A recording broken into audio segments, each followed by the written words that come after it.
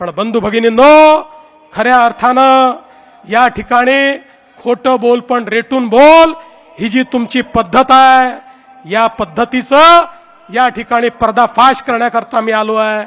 अरे बाबा, या सगळे जे प्रोजेक्ट आहेत, ज्या सगळ्या प्रोजेक्टचं तुम्ही बारसं करून राहिले, मी तर सांगितलं शेजारच्याचं पोरग मांडीवर बसवता आणि आमचं पोरग आहे सांगता. अरे या मुंबईला माहिती आहे, ये पब्लिक है, ये सब जानती है, कोणी केलाय मुंबई करता हे माहिती आहे. तुम्हाला दाखवण्याकरता एक देखील विषय या ठिकाणी या 25 वर्षात करता आला नाही. पण विकासावर बोलायचं असेल तर मर्द व्हावं लागतं.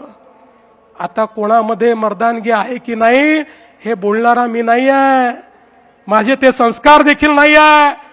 पण माझ्या आई वडिलांपर्यंत तुम्ही पोचलात, माझ्या आई वडिलांवर तुम्ही बोललात.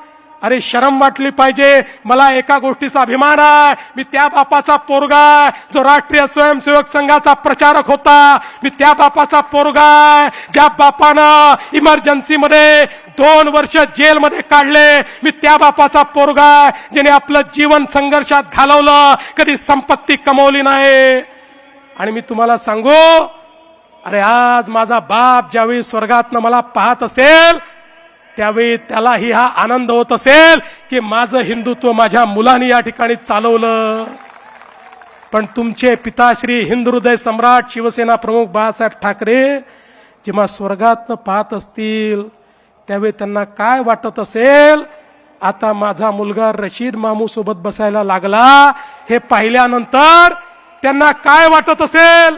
आणि म्हणून मी तुम्हाला एकच गोष्ट सांगतो, तुम्ही किती खोटं बोला तरी या जनतेचा तुमच्यावर विश्वास नाही. आता अडाणींच्या गुंतवणुकीबद्दल यांनी सांगितलं. खरं म्हणजे मला कधी कधी आश्चर्य वाटतं की गुंतवणूकदारांना लोक अट्रॅक्ट करतायत. बरं जाऊ द्या महाराष्ट्राचं, राहुल गांधी तर विरोधात आहेत ना अडाणींच्या, रोज बोलतात ना अडाणींवर. त्यांच्या शासित राज्यांमधली काय स्थिती आहे लावता का रे बाबा फोटो, लावा फोटो. हे कोण आहेत? हे अशोक गहलोत आहेत. राजस्थानमध्ये मुख्यमंत्री असताना अडाणींना बोलून 66,000 कोटी रुपयाची गुंतवणूक घेतली. दुसरा लावा, दुसऱ्याचा फोटो आला नाही पण मी सांगून देतो. छत्तीसगड भूपेश बघेल, हे भूपेश बघेल नाही ते पुढचे आहेत, थांबा इथे. भूपेश बघेल 55,000 कोटी रुपयाची गुंतवणूक घेतली. हे कर्नाटकचे काँग्रेसचे सिद्धरामय्याजी हे राजेश अडाणींसोबत या ठिकाणी बसले आहेत. DK शिवकुमार साहेब त्यांचे उपमुख्यमंत्री तेही बसले आहेत. 25,000 कोटी रुपयाची अडाणींची गुंतवणूक त्या ठिकाणी झाली. चला पुढे झारखंडला जाऊ. आता हे झारखंड मुक्ती मोर्चाचे हेमंत सोरेन 25,000 कोटी रुपयाची अडाणींची गुंतवणूक त्या ठिकाणी झाली. आता आपल्या दिदींकडे जाऊ. नाही त्याच्या आधी आपले हे आले. आता कुठले आले आपले? रेवंत रेड्डी हे आपले तेलंगणाचे. त्यांची किती गुंतवणूक आहे जरा बघू द्या. तेलंगणाची देखील 25,000 कोटी रुपयाची गुंतवणूक या ठिकाणी तेलंगणाची. आपल्या दिदी किती शिव्या रोज देतात मोदीजींना. रोज मोदीजींना शिव्या देणाऱ्या दिदी, रोज भाजपवर बोलणाऱ्या दिदी यांनी पण अडाणींना बोलवलं. काय सुंदर फोटो आहे बघा, एकमेकाला नमस्कार करून राहिले. जसं तुम्ही बोलून नमस्कार केला तसाच आहे हा. यांनी देखील या ठिकाणी 8,000 कोटीची गुंतवणूक घेतली.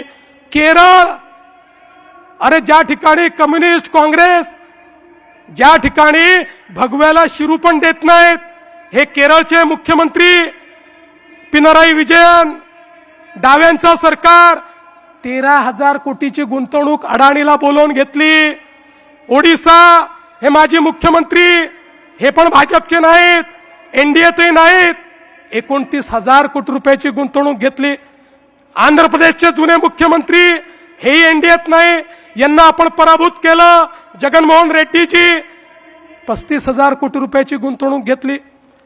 आणि तमिळनाडू, अरे कुठे गेला तमिळनाडूमध्ये त्या ठिकाणी मुख्यमंत्री स्टॅलिन साहेबांनी 15,500 कोटी रुपयाची गुंतवणूक घेतली. आणि आता पंजाबला जाऊया. पंजाबमध्ये देखील या ठिकाणी पंजाबच्या मुख्यमंत्र्यांनी 4500 कोटी रुपयाची गुंतवणूक या ठिकाणी घेतली। आता मला सांगा, हे सगळे वेडे आहेत?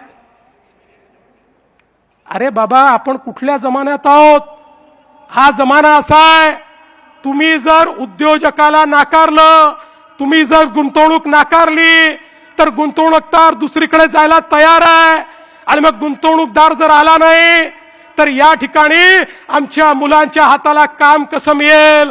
तुमचं बरं आहे, केवळ भाषण करायचे आणि मराठी माणसाला काय द्यायचं? नोकऱ्या तर सोडाच, शिव वडापावची गाडी त्या ठिकाणी द्यायची। वडापावच्या व्यतिरिक्त मराठी माणसाकरता तुम्ही स्वप्न पाहिलं नाही, पण आमचं स्वप्न आहे, या मराठी माणसाला उद्योजकही बनवू, त्याला नोकऱ्याही देऊ। एकही मराठी माणूस या ठिकाणी खऱ्या अर्थानं बेरोजगार राहणार नाही। याकरता अडाणी हो किंवा कोणी हो, जो महाराष्ट्रात गुंतवणूक करेल त्याचं आम्ही स्वागत करू। आमचं ठरलंय, कोणालाही गैरफायदा देणार नाही, पण आलेल्या प्रत्येकाचं स्वागत हे या ठिकाणी झालंच पाहिजे। आणि एवढंच नाही,